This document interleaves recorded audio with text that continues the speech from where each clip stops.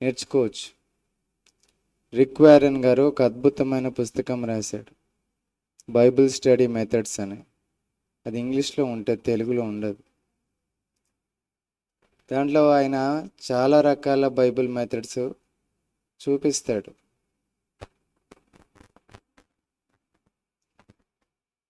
దాదాపు 12 Bible study methods చూపిస్తాడు. అంటే 12 విధాలుగా బైబిల్ని మనం అధ్యయనం చేయొచ్చని ఆయన చూపిస్తాడు.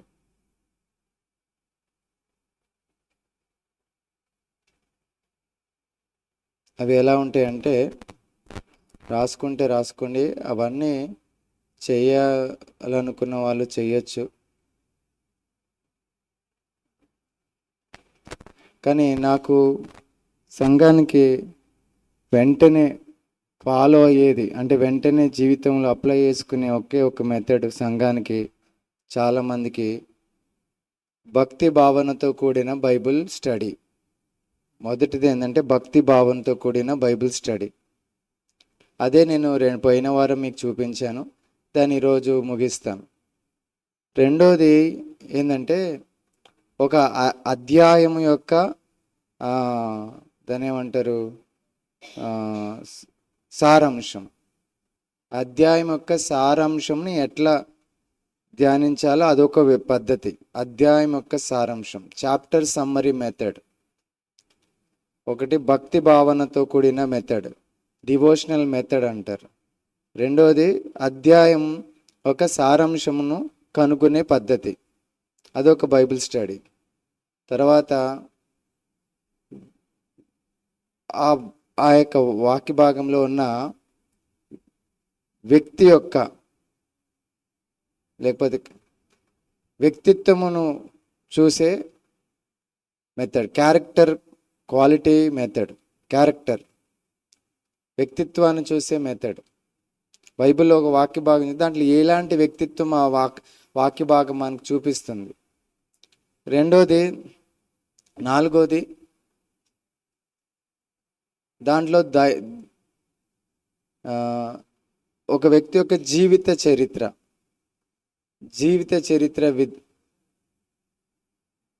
మెథడ్, జీవిత చరిత్ర మెథడ్. అలాగే అంశాల విధానం, టాపికల్ మెథడ్, టాపికల్ మెథడ్. తర్వాత పదాల అధ్యయనం. ఒక వాక్య భాగంలో పదాల అధ్యయనం ఉంటుంది, వర్డ్ స్టడీ అంటారు దాన్ని. రకరకాల పదాలు ఉంటాయి ఒక వాక్య భాగంలో.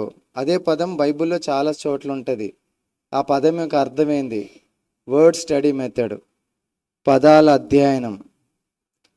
తర్వాత పుస్తకం యొక్క నేపథ్యం, బుక్ బ్యాక్గ్రౌండ్ మెథడ్. పుస్తకం యొక్క నేపథ్యం, బుక్ బ్యాక్గ్రౌండ్ మెథడ్.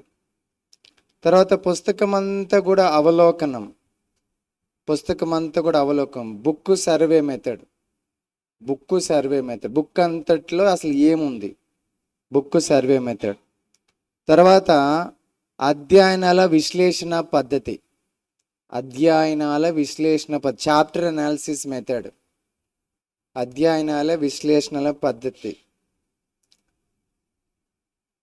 తర్వాత వచనం వెంబడి వచనము విశ్లేషణ పద్ధతి. ఇట్లా దాదాపు 12 రకాలు. ఒక మెథడ్ని ఏమంటారు, థిమాటిక్ మెథడ్ అంటారు. ఇంకోటి బుక్ సింథసిస్ మెథడ్ అంటారు. మొత్తం అలా 12 మెథడ్లు ఉన్నాయి.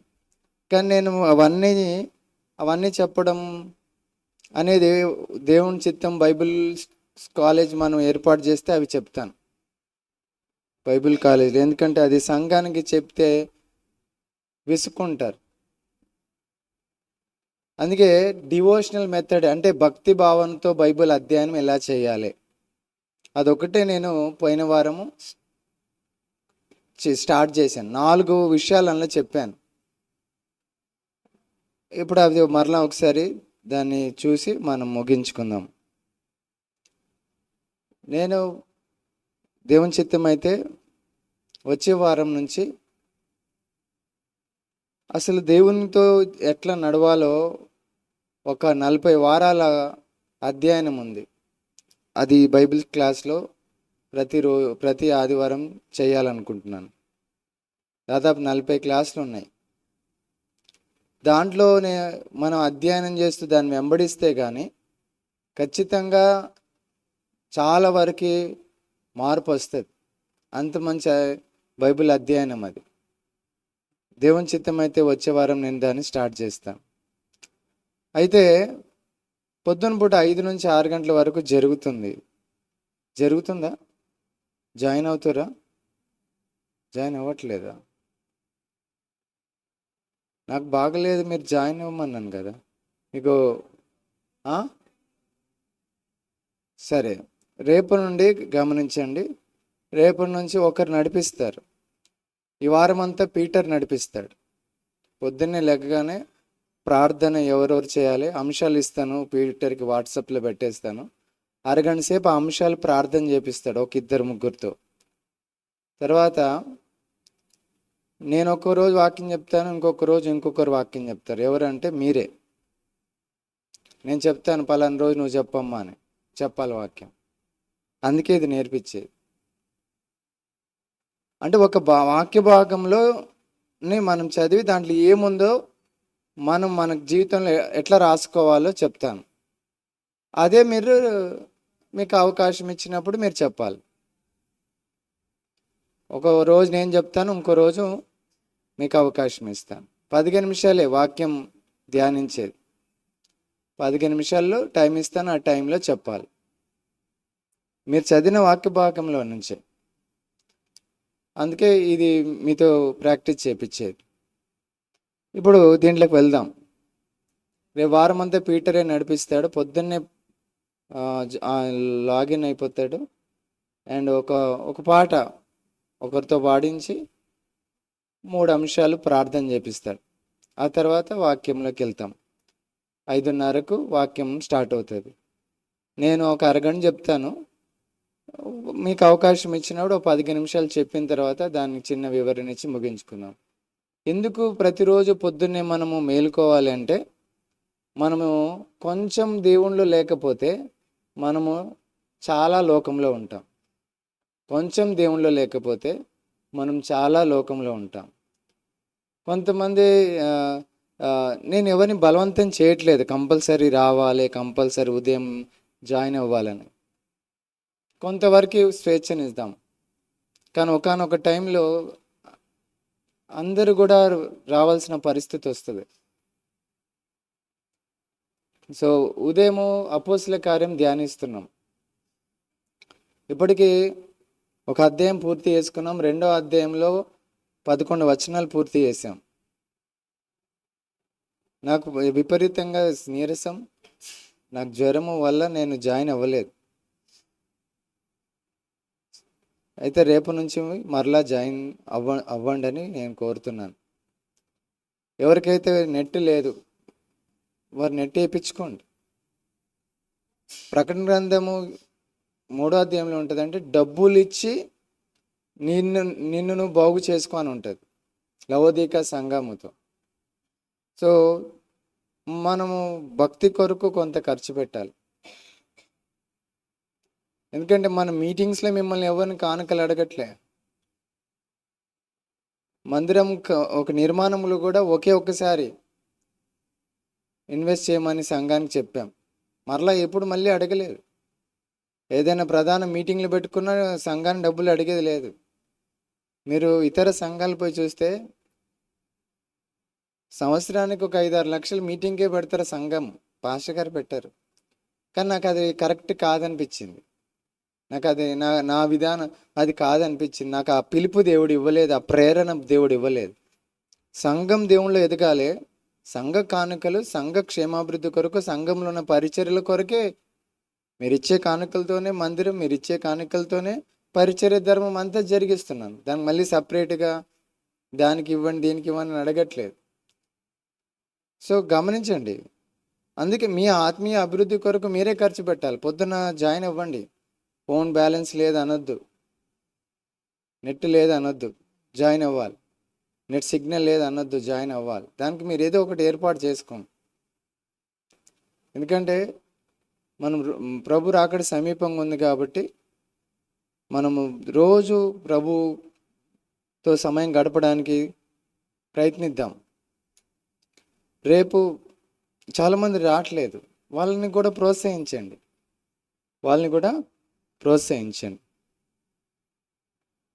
దేవుని మహిమ కలుగును గాక. ఓకే, దాదాపు 12 మెథడ్స్ ఉన్నాయి ధ్యానించడానికి.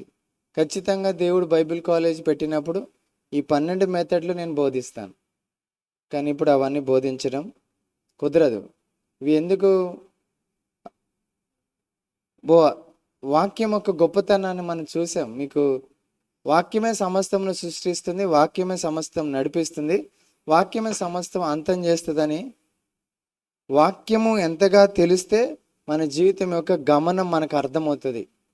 వాక్యం తెలియకపోతే నేను ఎక్కడున్నానో నాకు తెలియదు, నేను ఏమయ్యానో నాకు తెలియదు, నేను ఎక్కడి నుంచి వచ్చానో నాకు తెలియదు, ఎక్కడికి పోతున్నానో నాకు తెలియదని నేర్చుకున్నాం. తర్వాత ఏం నేర్చుకున్నామంటే వాక్యాన్ని ఎట్లా ధ్యానించాలో నేర్చుకున్నాం. దానికి ఒక 4 మెథడ్లు మనం చూసాం. మొదటి మెథడ్ ఎవరైనా చెప్పగలరా? మొదటి మెథడ్ అంటే ఈ భక్తి భావనతో చేసే అధ్యయనంలో మొదట ఏం చెప్పాను? మొట్టమొదటిగా మనం ఏం చేయాలి? 4 చేయాలని చెప్పాను. ఫస్ట్ ప్రార్థన చేయాలి. ప్రార్థన చేయడం ఎందుకోసం అంటే, దేవా నీ గ్రంథాన్ని ధ్యానిస్తున్నాను, నాతో మాట్లాడు. అది ఉద్దేశం, దానికంటే మరొక ఉద్దేశం లేదు. నీ గ్రంథాన్ని ధ్యానిస్తున్నాను, నాతో మాట్లాడు, అది ఉద్దేశం. ఎందుకు నీ గ్రంథాన్ని చదువుతున్నాను, ప్రార్థన చేయని అడుగుతున్నామంటే, నాతో మాట్లాడు అని అడుగుతున్నాం. నాతో మాట్లాడు ప్రభా అని ఒంటరిగా దేవునితో గడుపుతున్నాం. అయితే దీనికి ఒక ప్రత్యేకమైన స్థలము, ఒక ప్రత్యేకమైన సమయము కేటాయించుకోవాలన్నాం. ఎంత సమయం గడపాలి? ఇలా 15 నిమిషాలు, ఎక్కువ సమయం వద్దు. 15 నిమిషాలు దేవుడితో సరిగా వాక్యంతో గడపగలిగితే దేవుడు నీతో మాట్లాడతాడు. ఎందుకంటే గంటలు గడపడానికి మంచిదే, కానీ నేను బోధించేది ఒక ఏకాంత సమయం, రోజు ఉండే సమయం. రోజు 15 నిమిషాలు దేవునితో గడపచ్చు. రోజు ఒక 15 నిమిషాలు. నీవు పిల్లలు ఉన్నారు. నేను హైదరాబాద్లో జాబ్ చేసినప్పుడు ఉదయం 7 గంటలకు నేను జాబ్ ఉండేది. 8 గంటలకు ఉండేది, 7 గంటలకల్లా వెళ్ళిపోయేవాడిని, 8కి అక్కడ చేరుకునేవాడిని. ఆటోలలో ఉన్నంతసేపు కీర్తనలు ధ్యానిస్తూ వెళ్ళేవాడిని, ఆటోలో చిన్న బైబిల్ పట్టుకొని. మరలా ఆఫీస్కి వెళ్ళిన తర్వాత ప్రార్థనతో పని స్టార్ట్ చేసుకొని, పని ముగించి ఇంటికి వచ్చిన తర్వాత గంట సేపు ఫస్ట్ ఫ్రెష్ అప్ అయిపోయి గంట సేపు నా ఒంటరిగా నా గదిలో ఉండేవాడిని. గంట సేపు ఉండేవాడిని. ఆ తర్వాత మరలా నా పనులలోకి వెళ్ళిపోయేవాడిని. రాత్రి 2 అయ్యేది నాకు, మళ్ళీ పడుకొని లేదు. కానీ గంట సేపు మాత్రం ప్రభుతో గడిపేవాడిని. అట్లా రోజు ఒక సమయము ఉండాలి. సరే, ఇప్పుడు గంట కాదు, 15 నిమిషాలు ఉండమని చెప్తున్నాను. ఎన్ని నిమిషాలు? ఇక్కడున్న వాళ్ళందరూ ఉండాల్సిందే. దేవునితో ఉంటే ఏమవుతుందో ఒక వారం అంతా చెప్పాను, మళ్ళీ చెప్పడం సమయం వేస్ట్. ఎలా ఉండాలో మాట్లాడుకున్నాం. మొదటిది దేవునితో గడపాలి. ఆయన నీతో మాట్లాడతాడు, నీ లైఫ్తో మాట్లాడతాడు, మనుషుడు మాట్లాడినట్టు మాట్లాడతాడు. కానీ అది రోజు నువ్వు ఆయనతో గడపాలి. నీ లైఫ్లో ఆయనతో గడపడం చాలా ముఖ్యం. 15 నిమిషాలు, అది మొదటిది. సో మొదటిది ఏంటంటే, ఆయన వాక్యంతో మాట్లాడక ముందు నాతో మాట్లాడు ప్రభు అని ప్రార్థన. పిల్లలు రాసుకోండి. దీనికంటూ ఒక సమయం, దీనికంటూ ఒక స్థలం ఖచ్చితంగా ఉండాలి. దీనికంటూ ఒక సమయం, దీనికంటూ ఒక స్థలం. అలాగే దీనికంటూ బైబుల్ ఉండాలి. బైబుల్ లేకుండా దేవునితో సహవాసం లేదు. అలాగే దీనికంటూ ఒక పుస్తకం ఉండాలి. ఎందుకంటే దేవుడు నీతో చెప్తున్నవన్నీ రాసుకోవాలి. ఆ 15 నిమిషాల్లో దేవుడు నీతో మాట్లాడతాడు. నువ్వు రాసుకోవాలి. ఎట్లా రాసుకోవాలో చూపిస్తున్నాను. రెండోది ఏంది? చదవాలి. ఎట్లా చదవాలి? ఎట్లా చదువుతారండి? గట్టిగా చదవాలి. అందుకే నువ్వు ఎంచుకునే స్థలము ఇంకెవ్వరికి తెలియని స్థలమై ఉండాలి. ఇంకెవరికి తెలియని స్థలమై అంటే నువ్వు ఇంకొకరిని డిస్టర్బ్ చేయని స్థలమై ఉండాలి. నువ్వు ఇంకొకరు నిన్ను ముట్టని స్థలమై ఉండాలి. నీవు ఇంకొకరిని, ఇంకొకరు. ఎట్లా చదవాలంటే గట్టిగా చదవాలి. చూడండి, ఇక్కడ రాస్తాను. ఫస్ట్ దాన్ని స్లోగా చదవాలి. స్లోగా అంటే వాయిస్ తగ్గించి కాదు, మెల్లగా, వేగంగా కాక మెల్లగా చదవాలి. రెండోది, ఒకవేళ నీకు అది అర్థం కానట్టు అనిపిస్తే మరలా చదవాలి.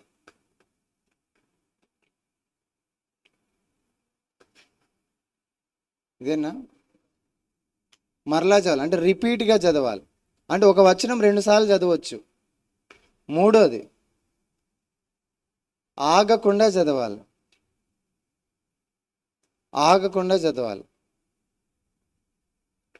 అంటే చదివింది ఆగకుండా. నాలుగోది,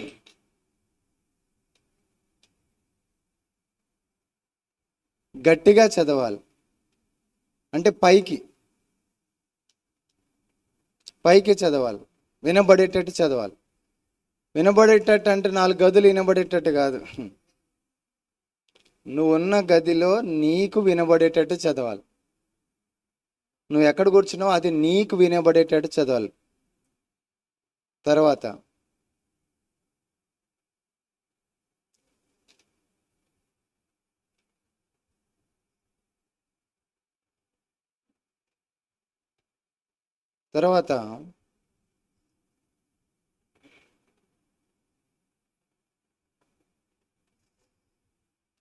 ఒక పద్ధతి ప్రకారంగా చదవాలి.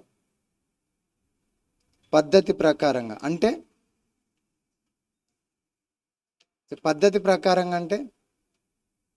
పద్ధతి ప్రకారంగా అంటే నువ్వు ఒక పుస్తకం స్టార్ట్ చేసావు, ఆ పుస్తకం కంటిన్యూస్గా చదువుతూ ఉండాలి. అది పద్ధతి ప్రకారంగా. ఈరోజు ఇట్లా తెరిచి చదివావు, రేపు ఇట్లా తెరిచి చదివావు, అట్లా కాదు. పద్ధతి ప్రకారంగా ఎక్కడ పడితే అక్కడ చదవడం కాదు. ఒక వాక్య భాగం తీసుకున్నావా, ఆ వాక్య భాగం అలా కంటిన్యూ అయిపోవాలి.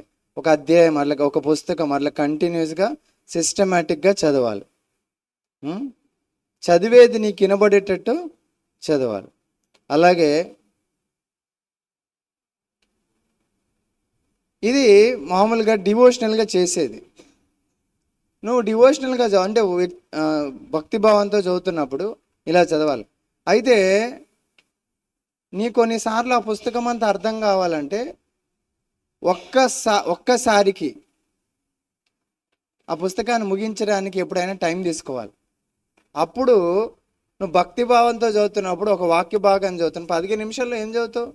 మహా అంటే 10 నిమిషాలు చదవాలి. ఈ 10 నిమిషాల్లో ఒక వాక్య భాగం చదువుతావు, ఒక అధ్యాయం చదువుతావు. ఈ అధ్యాయంలో అక్కడ నీకు ఒక సంఘటన కనబడవచ్చు, ఒక వ్యక్తి గురించి కనబడవచ్చు, లేకపోతే యేసయ్య ఏమైనా చెబుతున్నట్టు కనబడవచ్చు, లేకపోతే అక్కడ ఏదైనా ఒక కథ కనబడచ్చు. ఇట్లా రకరకాలుగా ఆ వాక్య భాగంలో ఏముంది అది కనబడచ్చు. కానీ అది నీకు అర్థం కావాలి అంటే నువ్వు ఒక్కసారిగా ఆ పుస్తకాన్ని ముగించిన వాడిగా ఉంటే అప్పుడు నువ్వు నెక్స్ట్ టైం ఆ వాక్య భాగం చదివినప్పుడు ఓహో ఇది ఇదా అని అర్థమవుతుంది. ఎందుకంటే డైరెక్ట్గా ఒక వాక్య భాగాన్ని చదువుతున్నప్పుడు ఆ రోజుకి పలానా పేజ్లో స్టార్ట్ చేసావు, పలానా పేజ్ వరకు ఉంది, నువ్వు స్టార్ట్ చేసినప్పుడు నీకు డైరెక్ట్గా అర్థం కాదు. అందుకే మరలా చదవమని చెప్పేది, అందుకే మెల్లగా చదవమని చెప్పేది, అందుకే ఆగకుండా చదవమని చెప్పేది, అందుకే పైకి నీ చెవికి వినబడేటట్టు చదవమని చెప్పేది. అలాగే పద్ధతి ప్రకారం అంటే మత్తయి సువార్త స్టార్ట్ చేసావు అనుకో, అది అలా కంటిన్యూ అవుతున్నప్పుడు నీకు ఎక్కడున్నావో నీకు అర్థమవుతుంది, ఏం చదువుతున్నావో నీకు అర్థమవుతుంది. పద్ధతి ప్రకారంగా చదవాలి. అలాగే పూర్తిగా ఒకసారి పూర్తి చేసిన వాడిగా, పుస్తకం అంతా పూర్తి చేసిన వాడిగా ఉన్నట్లయితే అప్పుడు ఖచ్చితంగా నీకు ఆ వాక్య భాగం ఏమైతే చదువుతున్నావు ఆ 10 నిమిషాలకి, అందులో నుంచి పలానా విషయం జరుగుతుంది అక్కడ అని నీకు అర్థం కావడానికి అవకాశం ఉంటుంది. ఇలా చదవాలి. ఒక్కసారిగా పూర్తి చేయడానికి అవకాశం తీసుకోవాలి. అప్పుడు అంటే ఇలా ఒక్కసారిగా చదివితే ఏమవుతుందంటే నీకు ఆ పుస్తకం యొక్క అవలోకన అర్థమవుతుంది. అంటే పలానా చాప్టర్ నుంచి పలానా చాప్టర్ వరకు, ఉదాహరణకి 28 చాప్టర్లు ఉన్నాయి. 28 చాప్టర్. ప్రకటన గ్రంథం ఉంది. ప్రకటన గ్రంథం 22 చాప్టర్లు ఉన్నాయి. మొదటి అధ్యాయంలో యేసు ప్రభు ఒక ప్రత్యక్షత కనబడుతుంది. 2-3 అధ్యాయంలో సంఘం యొక్క పరిస్థితి కనబడుతుంది. 7 సంఘాల పరిస్థితి కనబడుతుంది. 4వ అధ్యాయంలో ఈ సంఘము పరలోకానికి ఎత్తబడినట్లు కనబడుతుంది. 5వ అధ్యాయంలో పరలోకంలో ఉన్న సంఘటన కనబడుతుంది. 6వ అధ్యాయం నుండి 19వ అధ్యాయం వరకు కూడా సాతాను ఎలా లోకాన్ని నాశనానికి గురి చేస్తున్నాడు, లోకం మీద ఒక ఉగ్రత ఏంది 19 అధ్యాయాల వరకు కనబడుతుంది. 20వ అధ్యాయంలో మరలా సాతాను బంధించబడ్డం కనబడుతుంది. 21వ అధ్యాయంలో 20వ అధ్యాయం చివరిలో 1000 ఏళ్ళ పరిపాలన కనబడుతుంది. అలాగే తీర్పు కనబడుతుంది. 21లో కొత్త ఆకాశము కొత్త భూమి, 22 ప్రభువా రమ్మని చూస్తుంది. చూడండి, ఒక ఐడియా, ఒక పుస్తకం గురించి నా మైండ్లో ఉంది. అట్లా పుస్తకం యొక్క అవలోకనం తెలుసుకున్నవారు వాక్యాన్ని వ్యక్తిగతంగా ధ్యానిస్తున్నప్పుడు నేరుగా దేవుడు ఏం మాట్లాడుతుండో అర్థమవుతుంది. అందుకే నేను ఏం చేయాలనుకున్నా అంటే ఈ బైబిల్ స్టడీలో నేను అపోస్తల కార్యం గురించి మొత్తం అవలోకనం ఇచ్చాను. ఒక వారమంతా కూడా అపోస్తల కార్యం ఏంటో ఒక వారమంతా కూడా ఉదయం చెప్పాను. అయితే టైం తీసుకుంటాను. ఈ బైబిల్ స్టడీలో 5 వారాలు ఉంటే ఒక వారానికి ఒకసారి ఒక పుస్తకం మీద మీకు పూర్తి అవలోకనం ఇస్తాను. ఎందుకంటే బైబిల్ చదివే సంఘంగా ఉండాలి, సహవాసములో ఉండే సంఘముగా ఉండాలి. ప్రభు రాకడ వస్తుంది కాబట్టి వాక్యం లేకుండా సిద్ధపడడం అనేది జరగదు. ఎవరెవరు ఏదేదో చెప్పుకుంటూ పోతూ ఉంటారు. సంఘం గురించి ఎవరెవరో ఏదో మాట్లాడుతూ ఉంటారు. కానీ వాక్యం ఏం చెప్తుంది? ఇంతమంది విశ్వాసులు ఎందుకు వచ్చారు? ఎక్కడి నుంచి వచ్చారు? దేన్ని బట్టి వచ్చారు? దీన్ని బట్టి వచ్చారు. అసలు ఇది ఏంటి? ఇన్ని సంవత్సరాల నుంచి అన్నీ వస్తున్నాయి కానీ ఇది ఎందుకు ఇంకా స్థిరంగా ఉంటూ ఇన్ని శ్రమల్లో కూడా ఇంకా సంఘం కొనసాగుతుంది? ఎందుకు ఇంత ఒక సిస్టమేటిక్గా సంఘం ఎందుకుంది? ఇన్ని సంఘాలు ఎందుకు తయారవుతున్నాయి? దానికి ఒకే ఒకటి ఆధారం వాక్యం. యవనస్తులు వాక్యం చదవకపోతే జీవితమే లేదని బైబిల్ చెప్తుంది. జీవితమే లేదని బైబిల్ చెప్తుంది. అందుకే నా ప్రణాళిక మీకు చెప్పేస్తున్నాను. నెలలో 4 నుంచి 5 వారాలు ఉంటే 5 వారాల్లో మొత్తము ఆదికాండం నుంచి ప్రకటన గ్రంథం వరకు ఒక్కొక్క పుస్తకం ఒక అవలోకన, అంటే పలానా చాప్టర్ లేదుంది, పలానా చాప్టర్లు ఉంది, ఈ పుస్తకం వీరికి రాశారు, ఈ పుస్తకం యొక్క సారం ఇది అని నేను చెప్పాలని మీకు నోట్స్ ఇవ్వాలనుకుంటున్నాను. అప్పుడు మీరు డివోషనల్ చేసినప్పుడు, అనగా వ్యక్తిగతంగా 15 నిమిషాలు చదువుతున్నప్పుడు, ఈ పుస్తకంలో పుస్తకం ఏ పుస్తకం అయితే మీరు చదువుతారో ప్రార్థనలో, ఆ పుస్తకం గురించి నేను ఇచ్చిన నోట్స్ని అలా చూసుకుంటే చాలు. ఈ పుస్తకంలో ఇది ఉంటుంది అని మీరు అలా ధ్యానించినప్పుడు నేరుగా ఆ వాక్యము ఆ పూటకి దేవుడు మీతో మాట్లాడడానికి అవకాశం ఉంటుంది, ఆ జ్ఞానం ఉంటే. ఉదాహరణకి బ్యాంక్కి వెళ్తావు, నువ్వు బ్యాంక్ అనే స్థలం అని నీకు ఐడియా లేకపోతే బ్యాంక్ మేనేజర్ని ఏం ప్రశ్న అడుగుతావు? ఆయన చెప్పిన విషయం నీకు ఎట్లా అర్థమవుతుంది? స్కూల్కి వెళ్తావు, స్కూల్లో ఏం చెప్తారో ఏం మాట్లాడుతారో నీకు తెలియకపోతే అక్కడ ప్రిన్సిపాల్ గారు నీకు ఏం చెప్తాడో నీకు చెప్పింది ఎలా అర్థమవుతుంది? హాస్పిటల్కి వెళ్తావు అంటే ప్రతి చోట నీ సంభాషణ మారాలి, నీ యొక్క అవసరత మారాలి. అలాగే ప్రతి చోట అక్కడున్న వారు నీతో ఏం మాట్లాడుతావు దాన్ని అవగాహన చేసుకునే జ్ఞానం నీకు ఉండాలి. నీకు డబ్బులు అవసరం, నువ్వు హాస్పిటల్కి పోతా అంటే ఎట్లా? నీకు అనారోగ్యం వచ్చింది, బ్యాంక్కి వెళ్తా అంటే ఎట్లా? బ్యాంక్కి వెళ్ళి బ్యాంక్ మేనేజర్ దగ్గరికి వచ్చి సార్ నాకు దగ్గు వచ్చింది సార్, జ్వరం వచ్చింది సార్ అంటే ఎట్లా?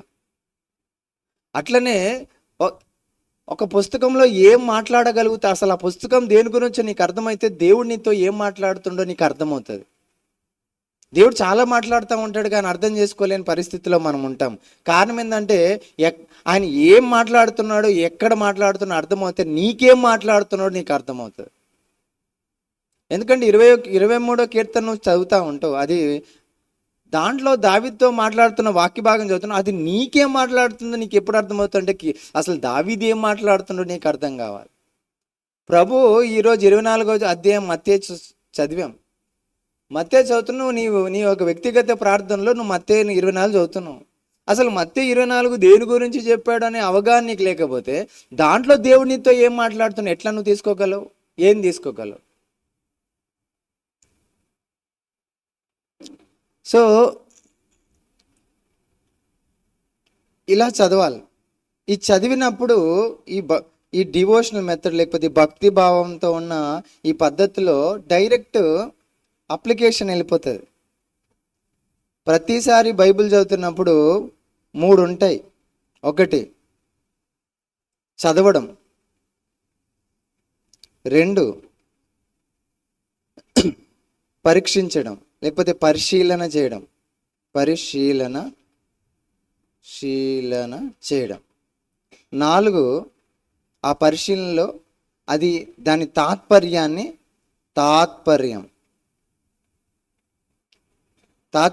చూడడం, 4 దాన్ని అన్వయించుకోవడం. ఒక వాక్య భాగం చదువుతున్నావు, చదవాలి. చదవకుండా నీకు అర్థం కాదు. నువ్వు చదవాలి. ఎలా చదవాలి? మరలా చదవాలి, ఆగకుండా చదవాలి, పైకి చదవాలి, పద్ధతి ప్రకారం చదవాలి. ఒకసారిగానే దాని అవలోకనం అంటే పూర్తి అవగాహన అంతా కూడా వచ్చేంతగా చదవాలి. అట్లా చదివిన తర్వాత నీవు దాని నుంచి ఏమైనా తీసుకోగలుగుతావు. చదువుతుండగా నీకు ఒకసారి చదివినప్పుడు నువ్వు పరిశీలిస్తావు, కొంత పరిశీలనాత్మకంగా చదవాలి. 2 సార్లు చదువుతావు, 3 సార్లు, ఎన్నిసార్లు చదివినా నువ్వు చదివినప్పుడు నీకు పరిశీలన జరుగుతుంది. ఏం పరిశీలన జరుగుతుంది అంటే ఎవరు మాట్లాడుతున్నారు, ఎవరితో మాట్లాడుతున్నారు, ఏం మాట్లాడుతున్నారు, ఎలా మాట్లాడుతున్నారు, ఎందుకు మాట్లాడుతున్నారు, ఎప్పుడు మాట్లాడుతున్నారు. 5 విషయాలు. ఎవరు మాట్లాడుతున్నారు, ఎవరితో మాట్లాడుతున్నారు, ఎప్పుడు మాట్లాడుతున్నారు, ఎందుకు మాట్లాడుతున్నారు, ఎలా మాట్లాడుతున్నారు, ఏం మాట్లాడుతున్నారు, ఎవరు మాట్లాడారు, ఎవరితో మాట్లాడారు, ఏం మాట్లాడారు, ఎందుకు మాట్లాడారు, ఎలా మాట్లాడారు, ఎప్పుడు మాట్లాడారు. దేవుడు మాట్లాడుతున్నాడా, మనిషి మాట్లాడుతున్నాడా, ఎవరితో మాట్లాడుతున్నాడు, ఒక ఊరితో మాట్లాడుతున్నాడా, ఒక పరిస్థితితో మాట్లాడుతున్నాడా, ఇలా పరిశీలన చేయాలి. What, why, whom, when, how. ఈ పరిశీలన వచ్చిన తర్వాత అక్కడ నీకు విషయం అర్థమవుతుంది. పరిశీలన ఎక్కడ మాట్లాడుతున్నారు, స్థలం అర్థమవుతుంది, ఎప్పుడు మాట్లాడుతున్నారు, పరిస్థితి అర్థమవుతుంది. హల్లెలూయా. ఈ పరిశీలన అయిన తర్వాత నీకు ఒక అవగాహన వస్తుంది అక్కడ ఏం జరుగుతుందో. ఆ అవగాహన వచ్చినప్పుడు నీకు దాని అర్థం తేలుతుంది, ఆ మాటల అర్థం తేలుతుంది, ఆ కథ అర్థం తేలుతుంది. ఆ అర్థం తేలినప్పుడు నీకు ప్రశ్నలు వస్తాయి, లేకపోతే నీకు ఒకటి అక్కడ కొన్ని విషయాలు తెలుస్తాయి. ఏంటి ఆ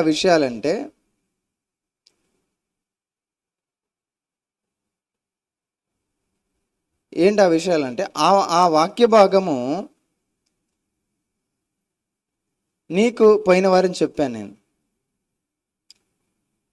ఆ వాక్య భాగంలో ఒక 8 విషయాలు గురించి నువ్వు ప్రశ్న వేసుకోవాలి. ప్రశ్ననే నీకు తాత్పర్యం నీకు ఇస్తుంది, అర్థం ఇస్తుంది. అది ఏంటంటే, దీంట్లో నేను ఒప్పుకోవాల్సిన పాపం ఏమైనా ఉన్నదా. అక్కడ దావీదు గురించి చరిత్ర జరుగుతున్నప్పుడు దావీదు మిద్దె మీద ఉండి ఆయన ఏం చేస్తున్నాడు, ఒక అమ్మాయిని చూస్తున్నాడు, స్నానం చేస్తుంది, ఆమెతో పిలిచి తప్పు చేశాడు. ఇప్పుడు అదొక తప్పు. అక్కడ ఒక తప్పేమైనా ఉన్నదా, నీవు చేసిన తప్పేమైనా ఉన్నదా, అక్కడ జరిగిన తప్పు ఆ కథలో వేరేది. అలా నీవేమైనా మిస్టేక్ చేస్తున్నావా, నీవు మార్చుకొని ఒప్పుకునే తప్పేమైనా ఉన్నదా, పరిశీలనలో చూసుకోవాలి. రెండోది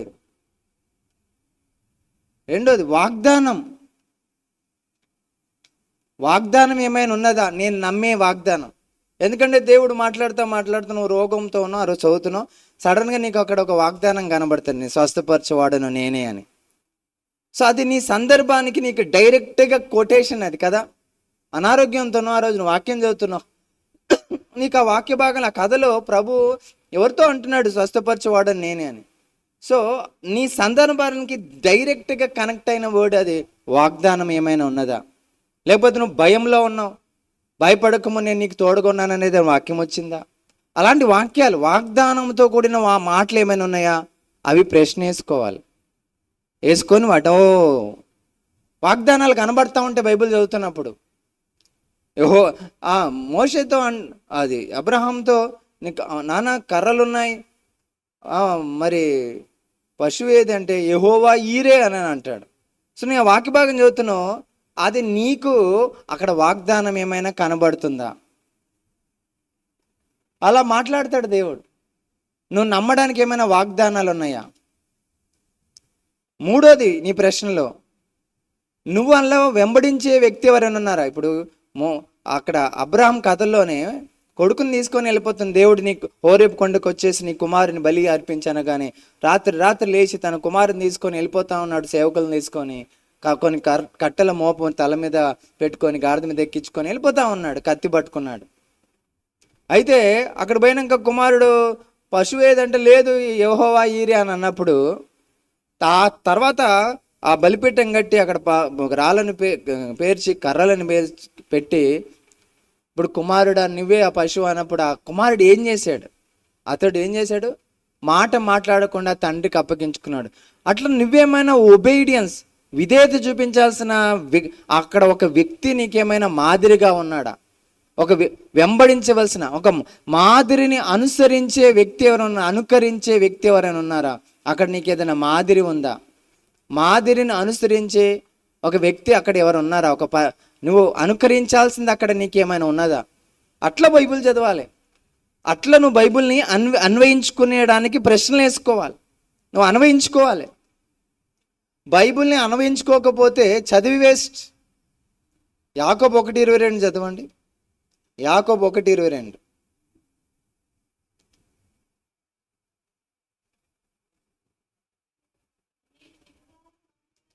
మీరు వినువారు మాత్రమై ఉండి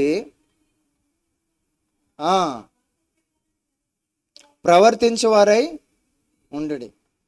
doers of the word of God, not hearers of the word of God. వినివారు మాత్రమే ఉండొద్దు, చేసేవారిగా ఉండాలంటాడు. ఒకవేళ చేయకపోతే ఏంటంటే మిమ్మల్ని మీరు బైబిల్ చదివి చాలామంది ఏమైపోతున్నారు, మోసపోతున్నారు.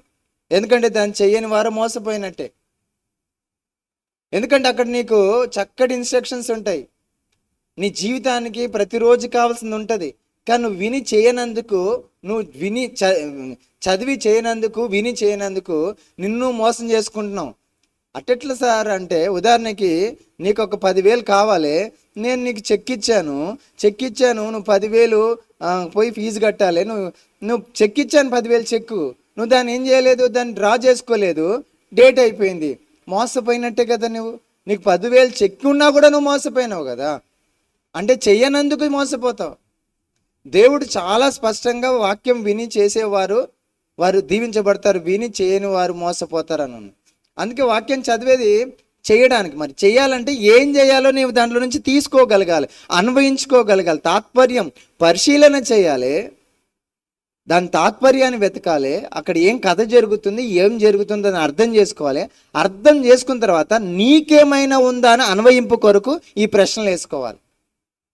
ఫస్ట్ పరిశీలన చేయాలి, కథ ఏంటది, కథలో ఎవరున్నారు, ఏముంది, ఎవరితో మాట్లాడుతారు, ఎందుకు మాట్లాడుతారు, ఎందుకు జరుగుతుంది, ఎప్పుడు జరుగుతుంది, ఎలా జరుగుతుంది, ఆ పరిశీలన చేసిన తర్వాత దాని అర్థం పూర్తిగా గ్రహించిన తర్వాత ఈ పరిశీలననే నీకు అర్థాన్ని ఇస్తుంది.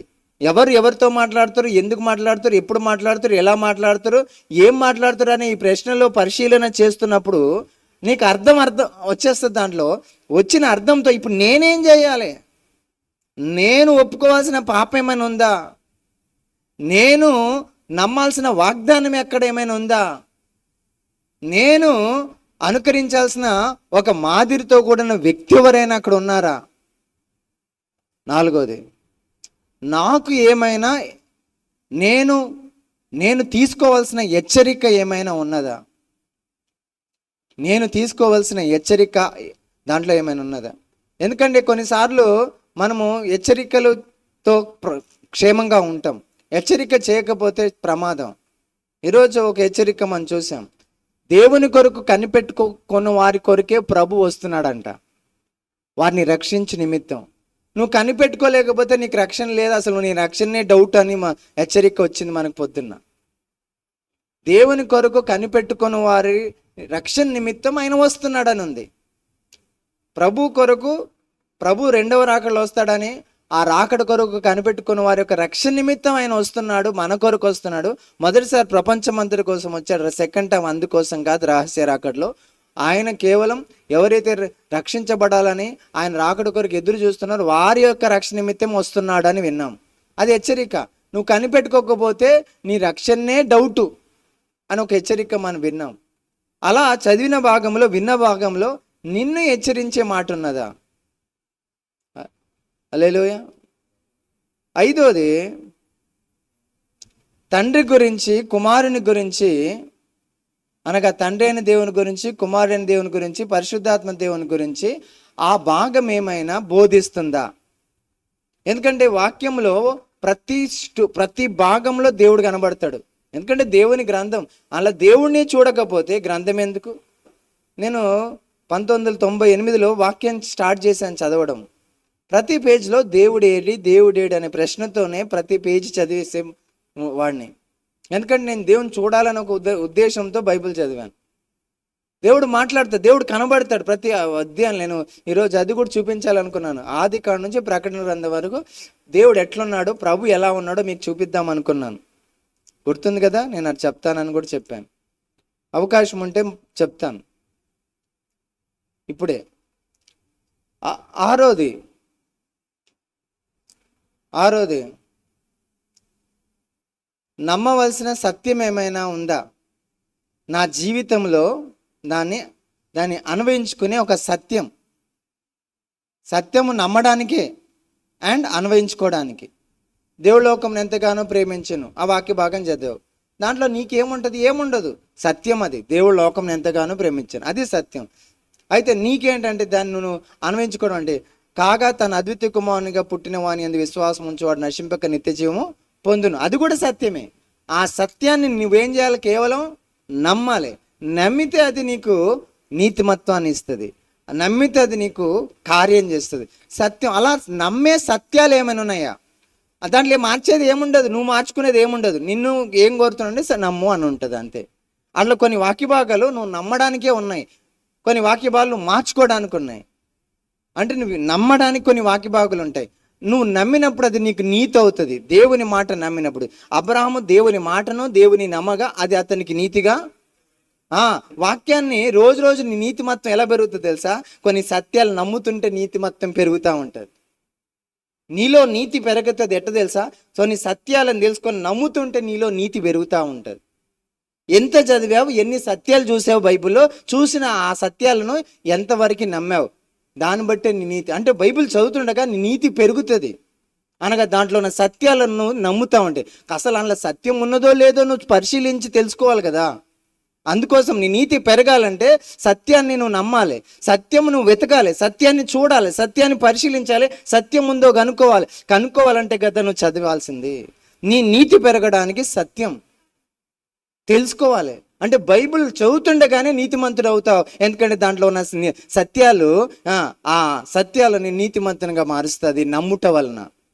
అతడు అది నమ్మెను, కాగా అది అతనికి దేవుని నీతిగా ఎంచబడింది. సో రీడింగ్ ఎంత ఇంపార్టెంట్, ఎందుకంటే దాంట్లో సత్యం దొరికిందా, నమ్మేవా ఆ విషయాన్ని, అయిపోయినట్టే, దాంట్లో ఉన్న నీతి నీకు వచ్చేసింది. ఎంత ఇంపార్టెంట్. చదవడం వల్ల నువ్వు సత్యాన్ని కనుక్కుంటావు. సత్యం కనుక్కున్న తర్వాత ఏం చేయాలి? సత్యంతో అంటే నమ్మడం తప్ప దాంతో ఏం చేసేది లేదు. దాంట్లో ఒక పాపం కనబడింది, ఏం చేయాలి? నీ జీవితం ఉందో లేదో చూసుకొని మార్చుకోవాలి. దాంట్లో ఒక వాగ్దానం కనబడింది, ఏం చేయాలి? నమ్మి దాన్ని పట్టుకొని జయం పొందాలి. వాగ్దానం నిన్ను పరిశుద్ధపరుస్తుంది. 1 పేతురులో ఉంటుంది. వాగ్దానం నిన్ను పాపంలో పడకుండా చేస్తుంది. ఎందుకంటే వాగ్దానం నిన్ను దారి తప్పకుండా చేస్తుంది. వాగ్దానం ఉంది నాకు, కానీ దాని మీద ఫోకస్ పెట్టి ముందు కొనసాగడానికి వాగ్దానం ఉపయోగపడుతుంది. వాగ్దానం లేకపోతే నీకు ధైర్యం ఉండదు. వాగ్దానం లేకపోతే నీవు ఈ లోకంలో పడిపోయే అవకాశం ఉంది. మరో దారి వెతుకునే అవకాశం ఉంది. దేవుడు నచ్చని దారి వెతుకునే అవకాశం ఉంది. నాకు వాగ్దానం ఉంది కాబట్టి ఇంకో దారికి వెళ్ళానని ముందుకెళ్ళే అవకాశము వాగ్దానం నీకు ఇస్తుంది. వాగ్దానం నిన్ను కాపాడుతుంది లోకంలో పడిపోకుండా. వాగ్దానం ఉందా చూసుకొని నమ్మితే ముందుకెళ్ళిపోతావు. ఉదాహరణకి పలానా పరిస్థితుల్లో నేను స్వస్థపరుస్తాను అన్నప్పుడు నువ్వు ఇంకో దారి వెళ్ళి నిన్ను పాడు చేసుకునే అవసరం లేదు. పలానా పరిస్థితుల్లో నేను దీవిస్తానని వాగ్దానం ఉన్నప్పుడు ఇంకో దారిలో పోయి టైం వేస్ట్ చేసుకొని అక్కడ అపవాదికి చోటిచ్చే పరిస్థితులకు వెళ్ళే అవసరం లేదు. వాగ్దానం నేను స్ట్రైట్గా నడిపిస్తుంది. కానీ వాగ్దానమే నీకు, నువ్వు వాక్యమే చదవకుండా వాగ్దానం ఎక్కడ కనబడుతుంది నీకు? వాగ్దానం కనబడకపోతే ఎంత కన్ఫ్యూజన్ నుండి నువ్వు లోకంలో పడిపోతావు. చూడు, నా మాట బాగుంటుంది. 2 పేతురు 1వ అధ్యాయం, 2 పేతురు 1వ అధ్యాయం. చాలామంది బైబిల్ చదవకనే చాలా నిరాశకి వెళ్ళిపోతున్నారు, చాలా బలహీనలు అయిపోతున్నారు, చాలా నీరసించిపోతున్నారు. 3వ వచనం, తన మహిమను బట్టి గుణాతిశయమును బట్టి మనలను పిలిచిన వాని గూర్చిన అనుభవ జ్ఞానము మూలముగా ఆయన దైవశక్తి జీవమునకును భక్తికి కావలసిన వాటన్నిటిని మనకు దయచేయుచున్నందున దేవుని గూర్చినట్టు మన ప్రభువైన యేసుక్రీస్తుని గూర్చినట్టు అనుభవ జ్ఞానం వలన మీకు కృపయు సమాధానం విస్తరించును గాక. చూడండి, మహిమ పేజ్ నంబర్ 218, 1వ అధ్యాయం 4వ వచనం. ఆ మహిమ గుణాతిశయములను బట్టి ఆయన మనకు అమూల్యములను అత్యధికములనైన వాగ్దానములను అనుగ్రహించి ఉన్నాడు. వాగ్దానములు అనుగ్రహించి ఉన్నాడు. ఎందుకంట రాస్తాడు అక్కడ, దురాశలను అనుసరించుట వలన లోకమందున్న భ్రష్టత్వమును ఈ వాగ్దానం మూలముగా మీరు తప్పించుకొని, భ్రష్టత్వంలో పడిపోకుండా తప్పించబడేది మనకు వాగ్దానం. దేవుడు ఒక ప్రామిస్ చేశాడు. సో ఆ ప్రామిస్ మీద నువ్వు ఆధారపడినప్పుడు నువ్వు దురాశలను అనుసరించే అవకాశం లేదు, అవసరమే లేదు. నీకు ఎవరు వాగ్దానం చేయకపోతే ఎవరు పడితే అలా ఆశ చెబితే అటు వెళ్ళిపోతావు. కానీ నాకు వాగ్దానం ఉంది, నేను ఇట్లా పోతే నాకు ఖచ్చితంగా కార్యం జరుగుతుందని ఒక వాగ్దానం నీకుంటే ఎవడేది చూపిస్తే అటు వెళ్ళిపోవు. ఇక నువ్వు పోవు, నాకు అవసరం లేదు, నాకు ఈ మార్గంలో వస్తుంది అని ఆ వాగ్దానం పట్టుకొని నిలబడతావు. కానీ ఈ వాగ్దానమే లేకపోతే నిన్ను దురాశకు నడిపించి ఎట్లయినా సరే అని చెప్పి అటు ఇటు తిరిగేసి లోకం యొక్క భ్రష్టత్వాన్ని అంటుకుంటావు. కిందికి వెళ్తే అక్కడ ఈ వాగ్దానం మూలంగా మీరు తప్పించుకొని దేవ స్వభావమునందు పాలివారగుటకు వాగ్దానం అనుగ్రహించాను. వాగ్దానాలు ఎందుకు, అత్యధికములైన వాగ్దానాలు ఎందుకు ఇచ్చాడంట? రోజు దేవుని స్వభావంలోనికి అది మనని క్రమశిక్షణ నడిపిస్తా. అంటే వాగ్దానం ఇది అక్కడ ఉంటుంది. వాగ్దానాన్ని చూస్తూ నడుస్తూ ఉంటే నువ్వు భ్రష్టత్వంలో పోకుండా నువ్వు రోజుకి దేవుని స్వభావంలోకి వస్తావు. మరి నీకు ఏం వాగ్దానం ఉందో నువ్వు ఎట్ట తెలుస్తుంది? చదివితే తప్ప, పరిశీలనిస్తే తప్ప, తాత్పర్యం వెతికితే తప్ప, ఆ ప్రశ్న వేసుకుని దీంట్లో నేను నమ్మదగిన వాగ్దానం ఏముందని ఆ ప్రశ్నతో ఆ వాక్యాన్ని చూడకపోతే తప్ప ఎట్లా నువ్వు దేవుని స్వభావంలోకి వస్తావు? ఎట్లా నీవు కాపాడబడతావు? భ్రష్టత్వంలో వాక్యం చదవకనే భ్రష్టత్వంలోకి వెళ్ళిపోతాం. వాక్యం చదవకనే దేవుని స్వరూపంలో రాకపోతాం. వాగ్దానం అనేది నాకుంది, నా వ్యక్తిగత వాగ్దానం. నువ్వు చదువుతుండగా నీకంటూ ఒక వాగ్దానము ఆ రోజుకి, ఆ 10 నిమిషాల్లో చదివే రోజుకి పొందుకుంటా. ప్రతిరోజు వాగ్దానమే నీకు దొరకకపోవచ్చు. ప్రతిరోజు నువ్వు ఒప్పుకోవాల్సిన పాపమే కనబడకపోవచ్చు. ప్రతిరోజు అనుకరించి ఒక మాదిరి నీ కళ్ళ కనబడకపోవచ్చు. ప్రతిరోజు ఏదో ఒక హెచ్చరిక నీకు దొరకకపోవచ్చు. ప్రతిరోజు తండ్రి కుమార పరిశుద్ధాత్మ నీకు కనబడకపోవచ్చు. ప్రతిరోజు నువ్వు నమ్మే ఒక సత్యం నీకు అక్కడ దొరకకపోవచ్చు. కానీ ఈ ఆరిట్లో ఏదో ఒకటి మాత్రం ప్రతిరోజు నీకు దొరుకుతుంది. అది ఆ రోజు దేవుడు నీకు అవసరమని చూపిస్తాడు కూడా. అందుకే భక్తి భావనతో ప్రతిరోజు ఒక 15 నిమిషాల వాక్యం ఈ పద్ధతిలో చదవడం చాలా అవసరం.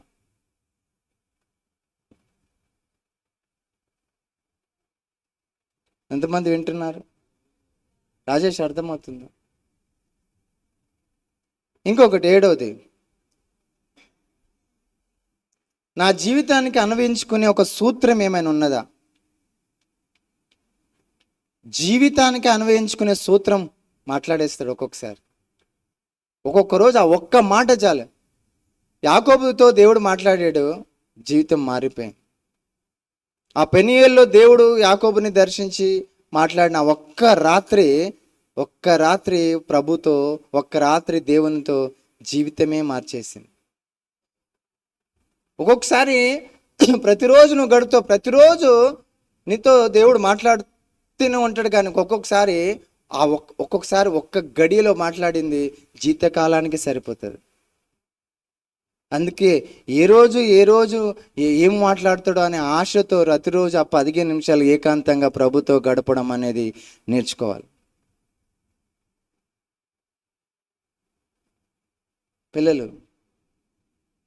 చాలామంది పిల్లలు మిస్ అయ్యారు. నా కోరిక ఏంటంటే, ఒక సేవకుడు ఎంతకాలం ఉంటాడు? దేవుడు అతనికి ఆయుషించినంత వరకు. ఆ తర్వాత కూడా ఇలాంటి అలవాటు సంఘంలో ఉన్న ప్రతి బిడ్డకు ఉంటే, ఆదివారము సేవకుడు ప్రసంగించే ప్రసంగము, ఒకవేళ ఆ సేవకుడు వెళ్ళిపోయిన తర్వాత కూడా జ్ఞాపకాలు మిగిలిపోయినప్పుడు కూడా దేవుడు నీతో రోజు మాట్లాడే ఒక విధానం నీకు నేర్చుకోవాలని ఆశ నాది.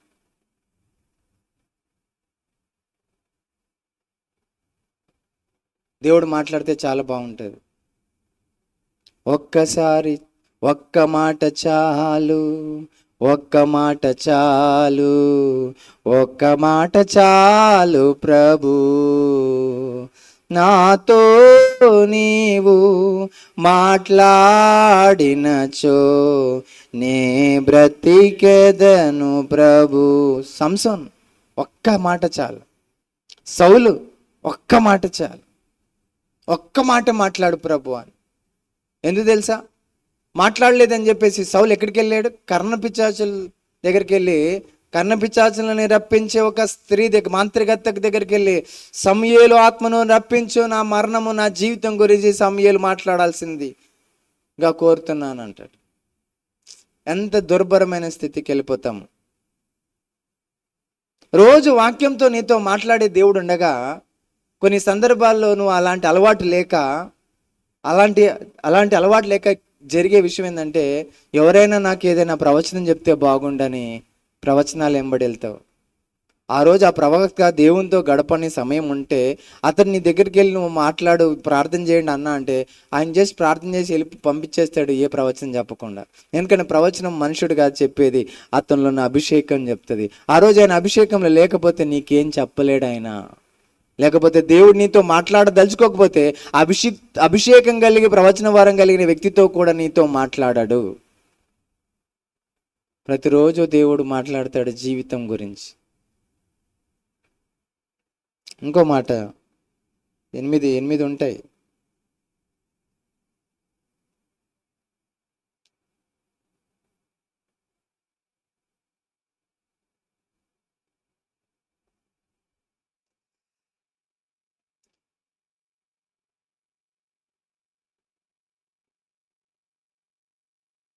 ఏదైనా నువ్వు వదిలిపెట్టే అలవాట్లు ఉన్నాయా?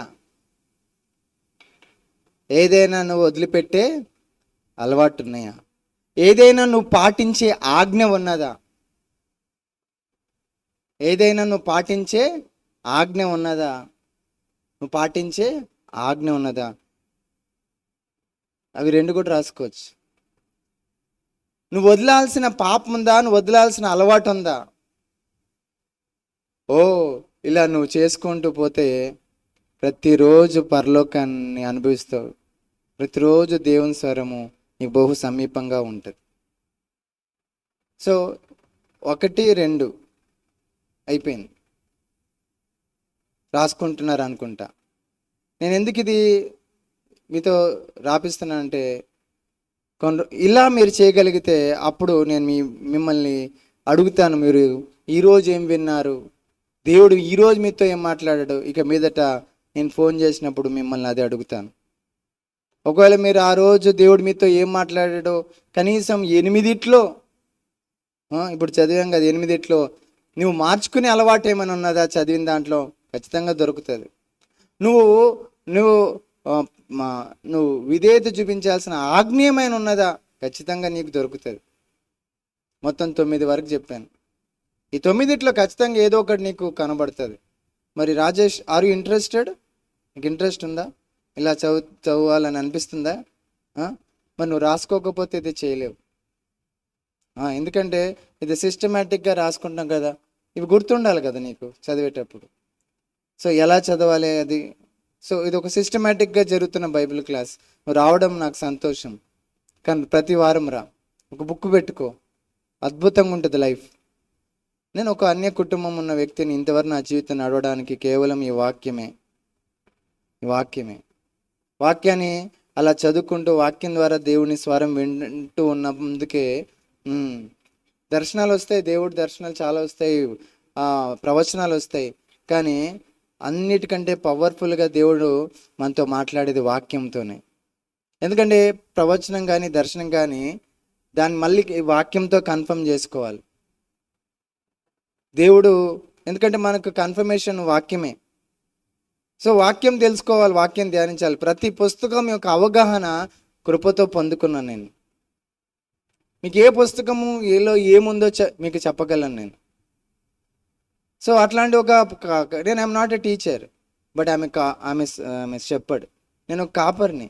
కానీ కాపర్ని అయిన నేను, దేవుడు మనందరికీ కృపిచ్చాడు. ప్రతి పుస్తకంలో ఉన్న అవలోకనం తెలుసుకొని ఆ పుస్తకం నుండి మనం ధ్యానిస్తున్నప్పుడు మనకు ఆ రోజు కావాల్సిన స్వరము, ఆ రోజు కావాల్సిన డైరెక్షన్, ఆ రోజు కావాల్సిన ఆలోచన ఖచ్చితంగా దేవుని దగ్గర నుంచి పొందుకోవచ్చు ఈ విధానంలో చూస్తే. దీంట్లో కూడా ఇది జస్ట్ ఏంటంటే ఒక పద్ధతి. దీన్ని మీరు ప్రాక్టీస్లోకి పెట్టినప్పుడు కొంత మీకు డౌట్స్ వస్తాయి. అప్పుడు నేను మేము గైడ్ చేస్తానని చెప్తున్నాను. కానీ ఇది అలవాటు అయిందో జీవితంలో ప్రతిరోజు నీకు దేవుని స్వరం నీ దగ్గర ఉంటుంది. ఎవరో చెప్పనవసరం లేదు, నేరుగా దేవుడే నీతో మాట్లాడతాడు. ప్రాక్టీస్ చేయాలి, దీన్ని ప్రాక్టీస్ చేయాలి. 4వది, 3వది కదా, 3వది ఏం చెప్పాను? ఇది అయిపోయిన తర్వాత రాసుకోవాలి. ఏం చెప్పాను? రాసుకోవాలి. ఎందుకంటే ఇవన్నీ రాసుకోవాలి. 3వది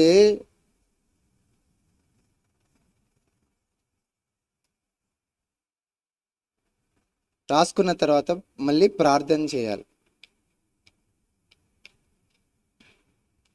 3వది ఏంది? ప్రార్థన చేయాలి. ఎందుకు ప్రార్థన చేయాలి?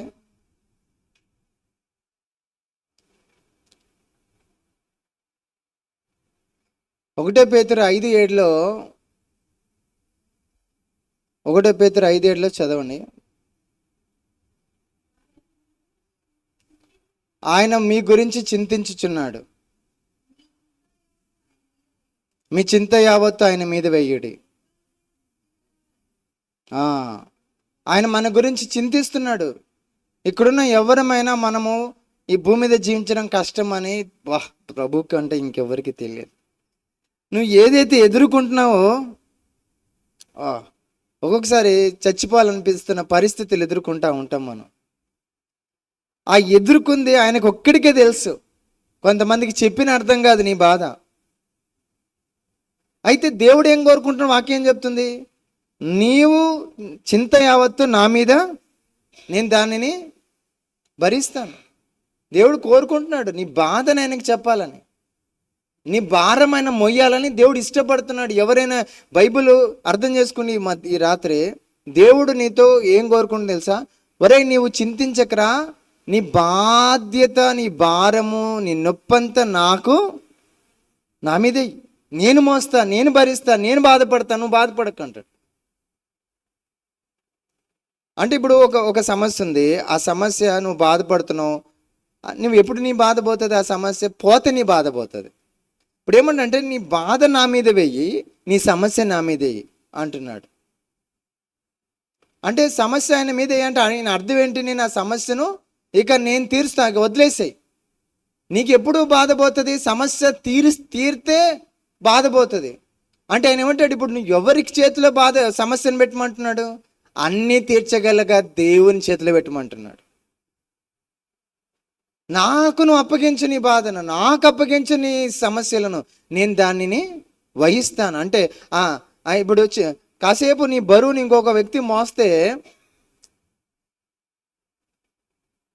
నీకు రిలీఫ్ ఉంటుందేమో, కానీ అది పూర్తిగా ఆయన్నే దానికి పరిష్కారం ఇస్తే రిలీఫ్ కాదు, నీకు ప్రశాంతత వచ్చేస్తుంది, మొత్తం పరిష్కారం వచ్చేస్తుంది. నీవు చింతించడం వలన, నువ్వు బాధపడడం వల్ల నీ సమస్యకు పరిష్కారం రాదు. కానీ ఇంకెవరికైనా చెప్పుకున్నా కాసేపు ప్రశాంతత వస్తుంది, లేకపోతే కాసేపు ఆ బాధ మర్చిపోతావు. మరలా నీవు ఒంటరిగా ఉన్నప్పుడు మరలా నీకు ఆ బాధ గుర్తుకొస్తుంది, ఎందుకంటే పరిష్కారం రాలేదు. కానీ ఎవరికి చెప్పమంటుంది తెలుసా? పరిష్కరించగలిగిన దేవునికి నీ బాధను చెప్పమంటున్నాడు. రోజు నీ ప్రార్థనలో నీ బాధను ఆయనకి చెప్పాలి. ఇవి చూసిన తర్వాత, ఇది రాసుకున్న తర్వాత నువ్వు నీ బాధని దేవునికి చెప్పాలి. ఆయన నీ సమస్యలన్నిటికీ పరిష్కారం ఇచ్చే గొప్ప ఆదరణకర్తగా ఆయన ఉంటాడు. ఆ తర్వాత నువ్వేం చేయాలి తెలుసా? ఇప్పుడు నువ్వు దీంట్లో చూసావు ఒక పాపం, ఆ పాపాన్ని ఒప్పుకోవాలి. నువ్వు దీంట్లో ఒక వాగ్దానం చేస్తావు, ఆ వాగ్దానాన్ని స్తుతించాలి. ప్రభువా, నాకు ఈ మాట ఇచ్చినందుకు ప్రభువా, ఇప్పుడే నేను నమ్ముతున్నాను ప్రభువా అని నువ్వు అనగానే ఆ వాగ్దానం ఒక్కసారిగా నీ వశం అవుతుంది. ఆ వాగ్దానం ద్వారా నీవు నీ జీవితంలో కార్యం జరగడం మొదలు పెడుతుంది. ఆ రోజు నుంచి నువ్వు చూసిన ఒక అనుకరణలు ఉంటే, ప్రభువా ఇదిగో నన్ను క్షమించు ప్రభా, ఇక నుంచి అలాగా నడుచుకుంటానని నువ్వు ప్రార్థనలో చెప్పాలి. ఫస్ట్ నీ బాధ చెప్పు, ఆ తర్వాత నువ్వు చదివిన దాంట్లో నుంచి ప్రార్థన చేయి. సరైన ప్రార్థన నువ్వు చేస్తూ ఉంటావు. అప్పుడు ఏదో బైబిల్ చదవకుండా ఏదో చేసుకుంటా పోతున్నావు. అసలు ఆ టైంకి నువ్వు ఏం చేయాలో ఈ వాక్యం చెప్తుంది నీకు. నువ్వు ఏం ప్రార్థన చేయాలో, ఎటువంటి ప్రార్థన చేయాలో. ఎందుకంటే సరైన ప్రార్థనకు జవాబు వస్తుంది, ఎందుకంటే దైవ చిత్తానుసరైన ప్రార్థనకు జవాబు వస్తుంది. ఈ టైంలో నువ్వు దేన్ని కడుక్కోవాలో అది నీకు చెబితే కడుక్కుంటే దేవుడు వెంటనే జవాబిస్తాడు. నువ్వు దేని ద్వారా ధైర్యం పొందాలో దాన్ని నోటికి ఒప్పుకోవాలి. వాగ్దానమును ఏం చేయాలి తెలుసా? ఒప్పుకున్నవారు, వాగ్దానమును ఒప్పుకున్నవారు స్వతంత్రించుకుంటారు. వాగ్దానాన్ని నమ్మిన వారు స్వతంత్రించుకుంటారు. వాగ్దానం విషయంలో ఎదురు చూసిన వారు స్వతంత్రించుకుంటారు. ఓర్పు వాగ్దానాన్ని నెరవేరుస్తుంది. వాగ్దానమే తెలియకుండా, దాని విషయంలో నువ్వు ప్రార్థనే చేయకుండా నీకు అది ఎట్లా నెరవేర్చబడుతుంది? అందుకే వాగ్దానం తెలుసుకుని వాగ్దానాన్ని ఒప్పుకోవాలి, క్లెయిమ్ చేయాలి. లార్డ్, ప్రభువా ఇదిగో ఈ వాగ్దానం నాకు చెప్పావు, ఆ వాగ్దానం నువ్వు ఎత్తి నువ్వు నమ్మి ప్రార్థన చేస్తే అది నీ జీవితంలో పనిచేయడం మొదలు పెడుతుంది.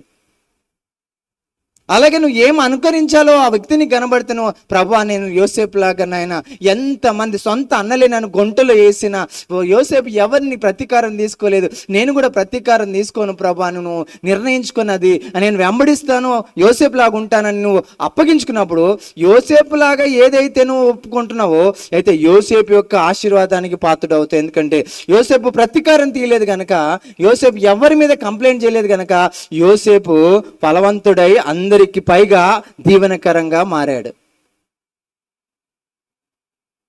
అలాగే నువ్వు ఆ హెచ్చరిక ఏదైనా తీసుకుంటే ప్రార్థనలో, ప్రభు హెచ్చరిక ఎంత మేలు తెలుసా? అక్కడ కరెంట్ ఉంది ఇట్టా అనే ఆ హెచ్చరిక ఆ కరెంట్ షాక్ నుంచి నేను కాపాడుతుంది, నిన్ను కాపాడుతుంది. నువ్వు హెచ్చరికను కూడా ప్రార్థనలో, ప్రభా ఈరోజు హెచ్చరిక నేను చూశాను ప్రభా, ఈ హెచ్చరికకు నన్ను నేను అప్పగించుకున్నాను ప్రభా, ఇది నేను చెయ్యను ప్రభా, అలా ఉండను ప్రభా, నువ్వు మాట్లాడుతున్నప్పుడు నిన్ను నువ్వు కాపాడుకుంటున్నావు ప్రార్థనలోనే. ఇంకా నువ్వు తండ్రి కుమార పరిశుద్ధాత్మ దేవుని చూస్తే అక్కడ తండ్రి నీకు యెహోవా ఈరేగా ఉంటాడు. పరిశుద్ధాత్మ దేవుని యొక్క తోడు అక్కడ కనబడుతుంది, ఆయన నింపుదల అక్కడ కనబడుతుంది, కుమారుని యొక్క కృపని కనబడుతుంది, ఆయన స్వరాన్ని కనబడుతుంది, ఆయన ఆదరణ కనబడుతుంది. ఓ, అది ఎంతగా నీ ఆత్మకు బలమిస్తుందో నువ్వు అలా చూడగలిగితే ఆయనని.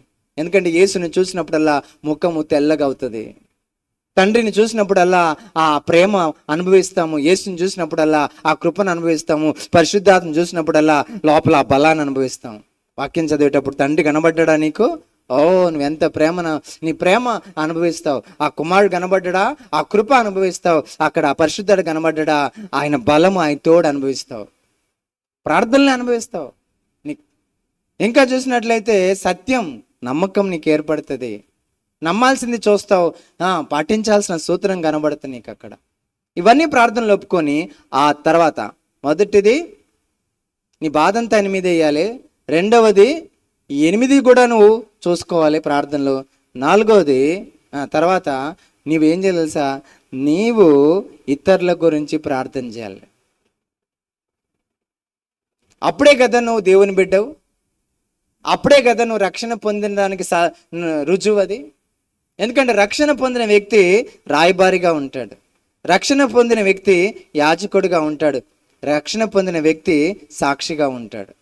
సో రాయబారి ప్రజలకు చుట్టూ, సాక్షి ఇతరులు, కానీ యాజకత్వం దేవుని దగ్గర. నువ్వు రక్షణ పొందిన వ్యక్తి, ఇతరుల గురించి నువ్వు ఆ రోజు కానీ ప్రార్థన చేయలేదా, నువ్వు యాజకత్వం చేసినట్టు కాదు, నువ్వు దేవుని బిడ్డవే కాదు. ఓ, ఆ మాట అంటుంటే నాకు భయం వేస్తుంది.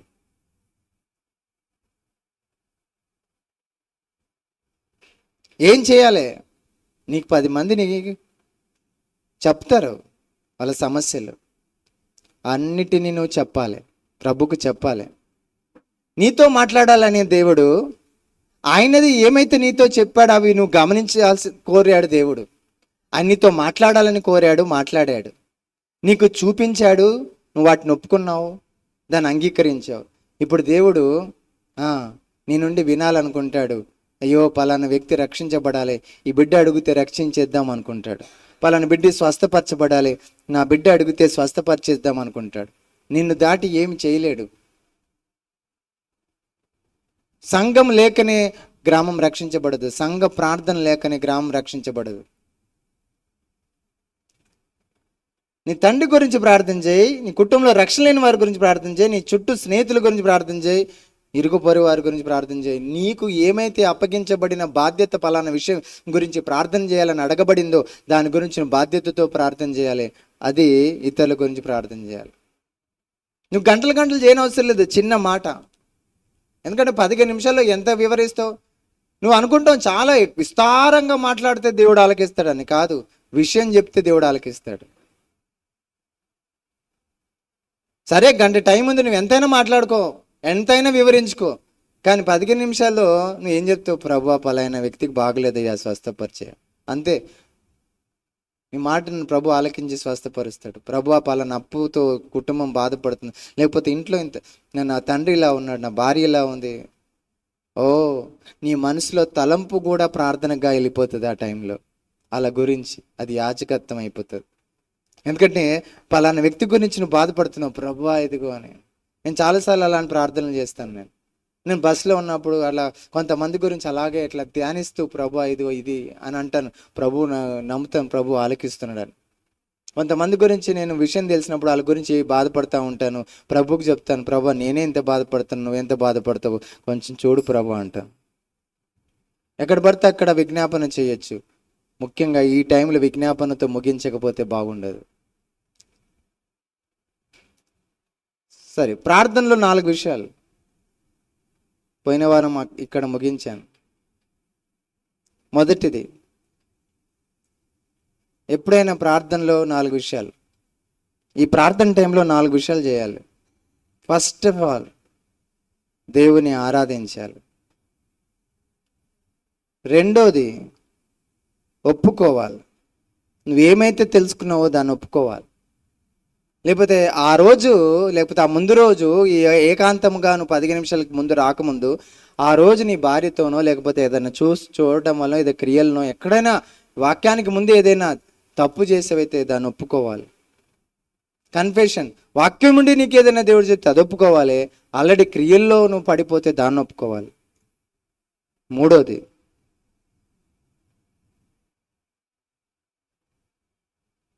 దేవుడు చేసిన ప్రతి దానికి కృతజ్ఞతాస్తుతులు చెల్లించాలి. కష్టమైన కృతజ్ఞత, జ్వరమైన కృతజ్ఞత, అప్పైన కృతజ్ఞత, మేలైన కృతజ్ఞత, ఇబ్బంది అయిన కృతజ్ఞత, ఎవడైనా లాగి కొట్టినా కూడా కృతజ్ఞత. ఆ రోజు నీవు గుండె బద్దలైన కూడా నువ్వు ఆ రోజు, ప్రభా ఈ పరిస్థితిలో నన్ను ఇంకా బతికించావు, నీకు వందనాలయ్యా. గుండె బద్దలైపోయిన పరిస్థితిలో కొన్నిసార్లు ఎదుర్కొంటాము. ఓ అప్పుడు కూడా చేతులెత్తి, ప్రభా నన్ను ఇంకా ఇంకా నన్ను ఉంచావు, నీకు స్తోత్రం, నీకు వందనాలు అని చెప్పాలి.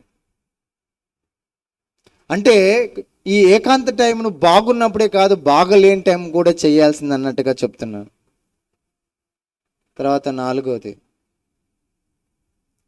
అప్పుడు కదా ఇతరుల గురించి ప్రార్థన చేయాలి. Intercession prayer.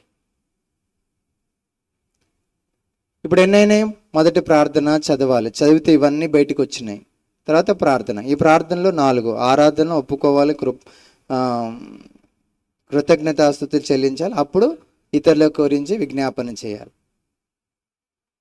ఈ తర్వాత 4వది చక్కగా రాసుకోవాలి. నీవు ఏం మార్చుకుంటున్నావు రాసుకోవాలి. నీతో దేవుడు ఏం మాట్లాడారో రాసుకోవాలి. ఏ వాగ్దానం, ఏ వ్యక్తి, వీటిలో ఏది ఆ టైంకి ఏదైతుందో అది రాసుకోవాలి. ఎట్లా రాసుకోవాలి ఇది కూడా చెప్తాను నేను. 4 రకాలుగా రాసుకోవాలి. 4 రకాలుగా రాసుకోవాలి. మీరు చాలా చక్కగా వింటున్నారు, ఎంతో చక్కగా మర్చిపోతారు.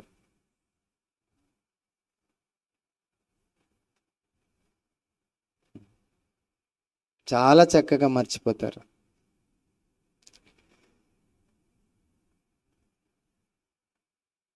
మళ్ళీ నేను చెప్తానో లేదో నాకే తెలియదు. కొంతమంది అయితే జ్ఞానంతో ఉన్నారు, వాళ్ళు రాను కూడా రాలేదు. పోనీ యూట్యూబ్లో పెడితే చూస్తారా? ఓ చాలా వాక్యాలు మాకు తెలుసు అని చూడరు.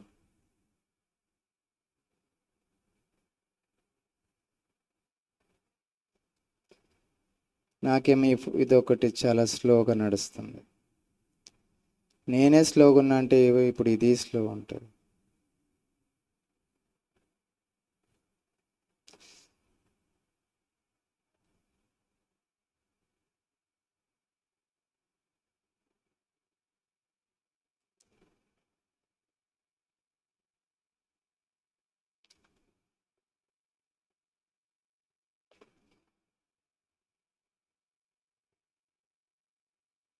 ఎందుకు రాసుకోవాలి అంటే పాటించాలి కాబట్టి.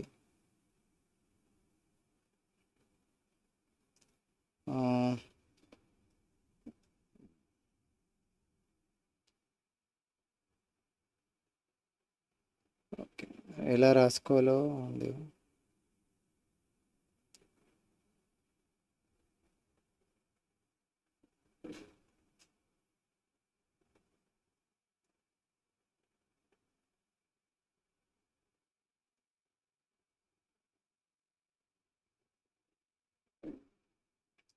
ఓ ఎక్కడ పోయింది?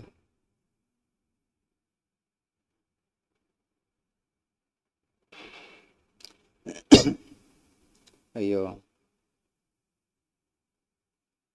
రాసుకోవాలి.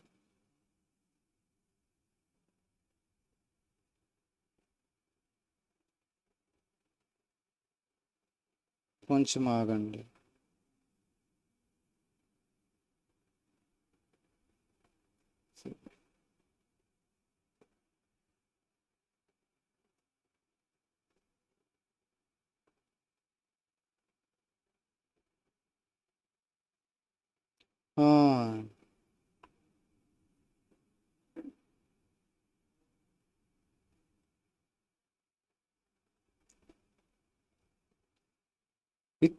పాటించడానికి రాసుకోవాలని ఉంటుంది.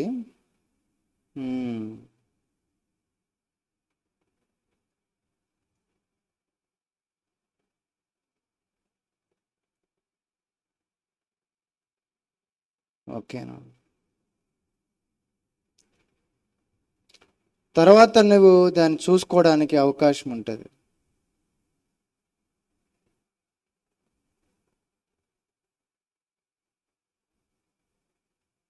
ఒక నిర్ణయం తీసుకోవడానికి అవకాశం ఉంటుంది. నీ అలవాట్లు మార్చుకోవడానికి అవకాశం ఉంటుంది.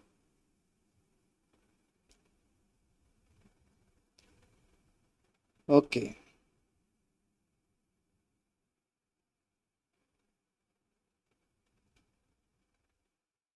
ఎక్కడో మిస్ అయింది. సో రాసుకోవడం చాలా అవసరం. 119 కీర్తన 11 దానికి రాసుకోవడానికి ఒక బలమైన వాక్యం. ఎందుకంటే జీవితంలో అన్వయించుకోవాలంటే నీకు అన్వయించుకునేది నీ రాతలో ఉంటే మంచిది. అది ఎక్కడ రాయాలో అక్కడ రాసి ఉంటుంది, చదవండి. నీ ఎదుట నేను పాపం చేయకున్నట్లు నా హృదయంలో నీ వాక్యమును గుండెలో రాసుకోవాలి. నువ్వు తప్పిపోకుండా ఉండాలంటే రాసుకోవాలి, దాచిపెట్టుకోవాలి దాన్ని.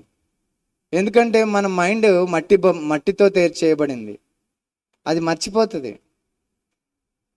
నాకంటూ చాలా విషయాలు తెలుసు, నేనంటూ చాలా విషయాలు విన్నాను, అలాగే నేనంటూ చాలా విషయాలు మర్చిపోయాను. కామన్ అది. నేను బాగుపడాలంటే నాకు గుర్తుండాలి. నేను పాపంలో పడకుండా ఉండాలంటే, నన్ను నేను కాపాడుకోవాలంటే నాతో దేవుడు మాట్లాడినవన్నీ నేను రాసుకోవాలి, దాచిపెట్టుకోవాలి. ఎలా దాచిపెట్టుకుంటాం? రాసుకోకుండా. రాసుకునే కదా దాచిపెట్టుకోగలం. విన్నై దాచిపెట్టుకో అంటే తీస్తావా బ్రెయిన్లో నుంచి? తీయలేవు. 4 రోజుల క్రితం వండిన కూరనే మర్చిపోయావు, ఎన్ని మర్చిపోతావు? ఖచ్చితంగా రాసుకోవాలి. 119, 103 కీర్తన. 119, 103 చదవండి. నీ వాక్యము నా జీవకు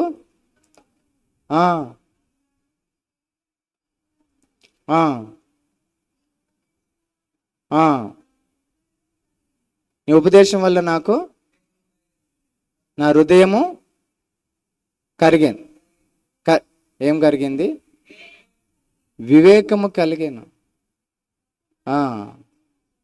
తప్పు మార్గములన్నీ నాకు ఆశయం. ఖచ్చితంగా నీతో డైరెక్ట్గా స్పష్టంగా మాట్లాడిన మాటే నీకు వివేకం కలిగిస్తుంది. తప్పు మార్గాలన్నిటిని కూడా రైట్ అండ్ రాంగ్ నీకు చూపిస్తుంది. సో నువ్వు మర్చిపోతేనే చాలా నష్టం జరుగుతుంది. ఓకే, ఇంతవరకు నేను నా పని ముగించాను. కానీ నా పని మీకు బోధించడం కాదు, నా పని మీతో చేయించడం. హల్లెలూయా. ఎన్నో బోధిస్తాను నేను, కానీ చేయించడం పోతే నేను నిజమైన కాపని కాదు. చాలా గొప్ప వాళ్ళు, చాలామంది వాళ్ళకి బైబిల్ బాగా తెలుసు. ఒక ఆమె అయితే, అన్నా మీరు ఏదేదో రాపిస్తారన్నా అని చెప్పి రావట్లేదు ఆమె. నేను నాకెందుకు అన్నాను. అమ్మో, ఏం అర్థమైంది వాళ్ళకి? కుమారి గారు, నేను చెప్పింది ఏమన్నా అర్థమైందా? సుధా, రాసుకున్నావా? అన్నీ గుర్తుకుంటే అంటావా? నేను అంటాను తెలుసా, ఇప్పుడు నేను ప్రశ్నలు వేస్తాను, ఒక్కదానికి జవాబు చెప్పలేరు మీరు, అన్నీ మర్చిపోయి ఉంటారు.